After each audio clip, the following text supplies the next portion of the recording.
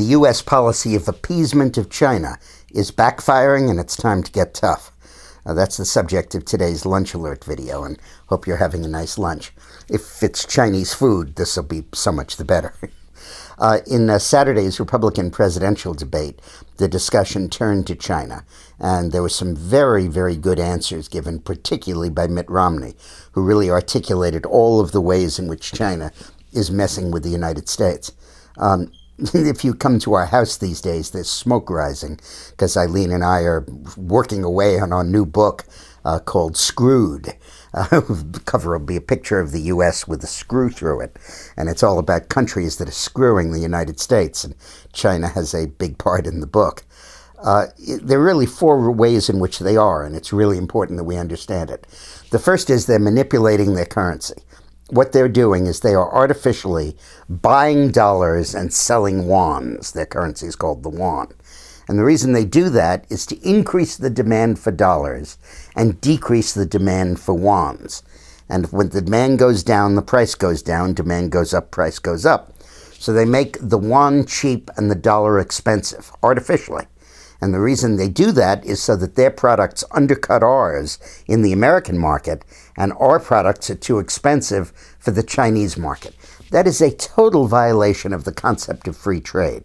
Absolutely total. There's no difference between that and tariffs, which are prohibited by the World Trade Organization. The United States has got to get tough with China on that. Now, some people say we should be afraid of a trade war with China. And Romney put it best. They're the ones who need the access to our market. China is dependent on exports to the United States for 12% of its GDP. We are dependent on exports to China for 0.5% of our GDP. So who's going to get hurt by a trade war? The United States should demand that China cut back on its subsidization of the yuan and let it float freely as a currency. That's the only way to level this playing field. 10 years ago, China only ran a $20 billion trade deficit with the United States. Now it's a $300 billion trade deficit, all because of this policy of manipulating the yuan. It's not cheap labor, it's manipulation that's doing it.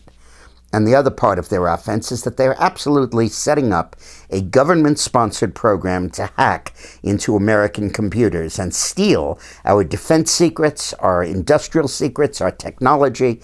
Absolutely take it. And it's piracy of the worst sort, and these are not geeky, pimpled college kids with nothing to do. They're trained, disciplined hackers who are basically a division of Chinese intelligence. The other thing they're doing is they take sucker firms like General Electric that want to have access to their market and say, you can come in and do that, but you have to give us your technology. And in the course of it, GE is giving China the avionics technology, which is essentially all that we have that makes our aircraft successful militarily. It's all the smart bomb, the AWACS, the navigation, the radar, all of that secret stuff. They are co-partnering with a Chinese company to develop commercial airliners in China. And the company they're partnering with is owned by the Chinese army. So the stuff's going right back to the military, and we'll see it in aircraft that will challenge our air superiority. This kind of nonsense has got to stop, and Barack Obama won't lift a finger to do it, nor, by the way, will his ambassador to China, Huntsman, who is totally an appeaser on this stuff. We have got to get tough because China is simply not playing by the rules. They're vulnerable. We have control over them if we want it because of our ability to close down access to our market, which would destroy their economy and their political stability, and we have to use that leverage, and don't be afraid of it.